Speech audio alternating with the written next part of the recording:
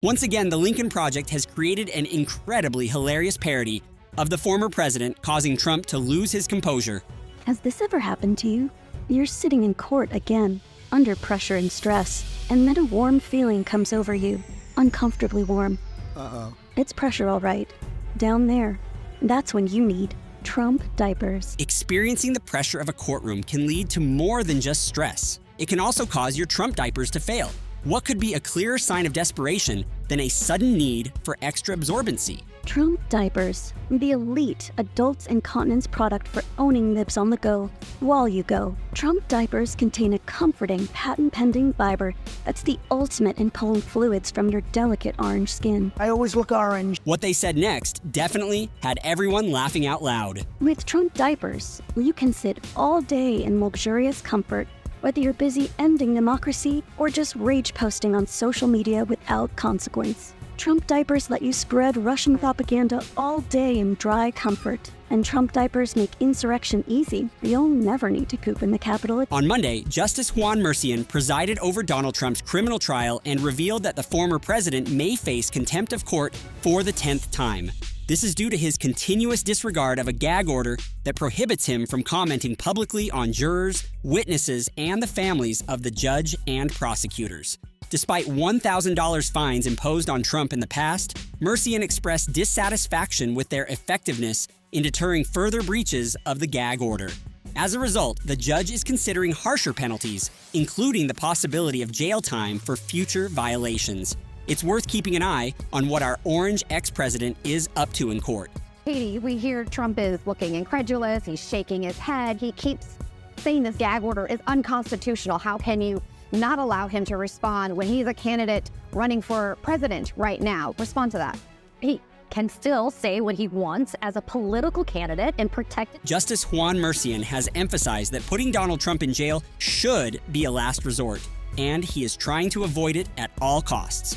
However, Mercian has stressed that Trump's deliberate and persistent violations of the gag order are a direct attack on the rule of law. Mercian has mentioned several reasons why he considers jail time as a final option. He has highlighted the disruption it would cause to the trial proceedings, the potential political consequences of imprisoning a presidential candidate before an election, and the security challenges associated with detaining a former president who has a lifetime Secret Service detail. Previously, Mercian had fined Trump $9,000 for violating the gag order 9 times through social media posts during the trial in the New York court.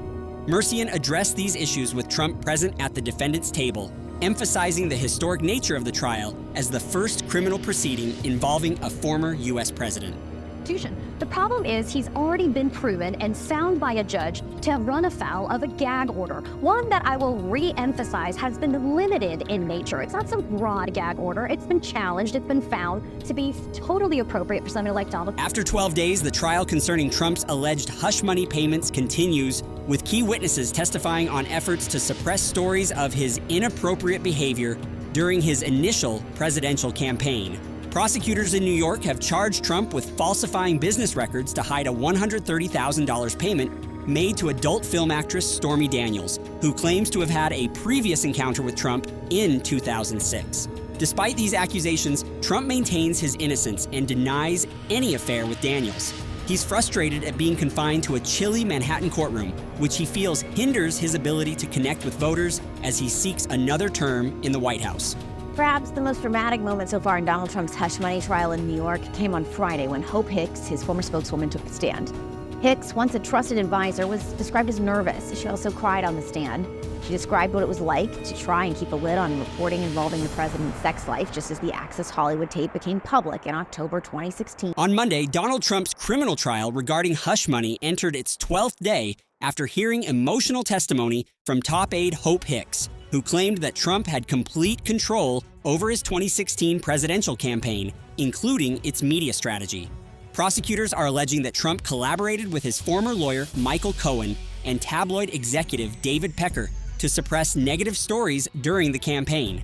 These stories included allegations of extramarital affairs with adult actress Stormy Daniels and Playboy model Karen McDougal.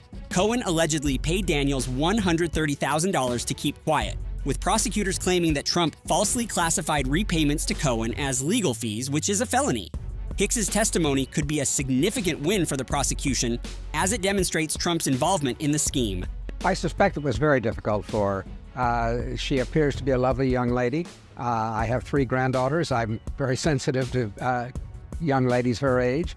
And I watched her, I got secondhand report, obviously, but I'm not surprised it was a very emotional experience. The Trump family was very close to her. Hicks's testimony could be used to bolster the prosecution's claim that Trump was fully aware of the catch-and-kill plan and the financial tactics employed to mask these payments. Trump tried to downplay his comments as locker room talk, making it crucial to keep any accusations limited to words rather than actions for the sake of his campaign.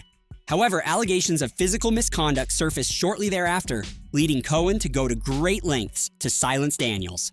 Hicks also spoke of a conversation with Trump after a 2018 New York Times article in which Cohen admitted to paying Daniels but said it wasn't a campaign contribution.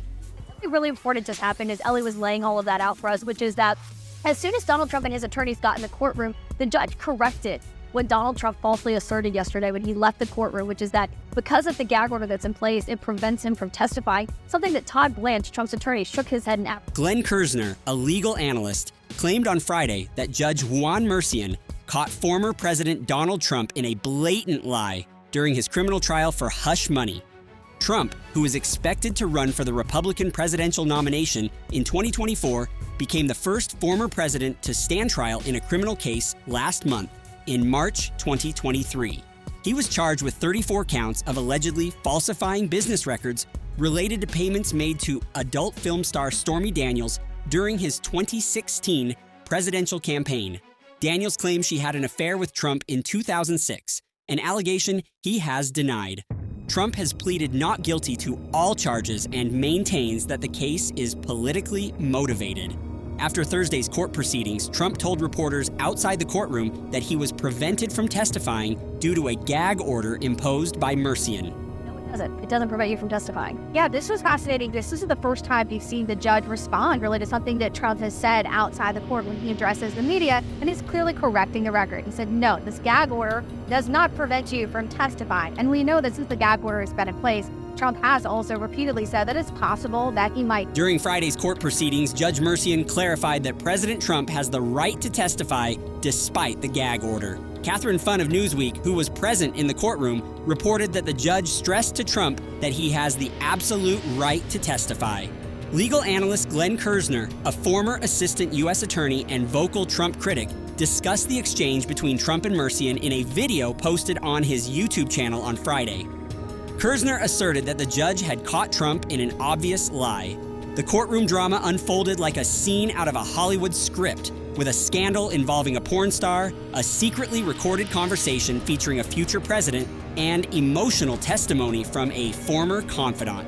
Celebrities like Charlie Sheen, Lindsay Lohan, and reality TV star Tyla Tequila were also mentioned, eliciting chuckles from those in attendance. Interestingly, the phrase falsifying business records was not mentioned during witness testimony. This notable omission underscores the prosecution's strategy for the initial phase of the trial, to shine a spotlight on the scandalous details while downplaying the technicalities of the alleged financial misconduct. Despite facing criticism from the defense, legal experts maintain that this strategy offers the prosecution the strongest possibility of obtaining a guilty verdict in this unique case, which represents the inaugural criminal trial of a former United States president.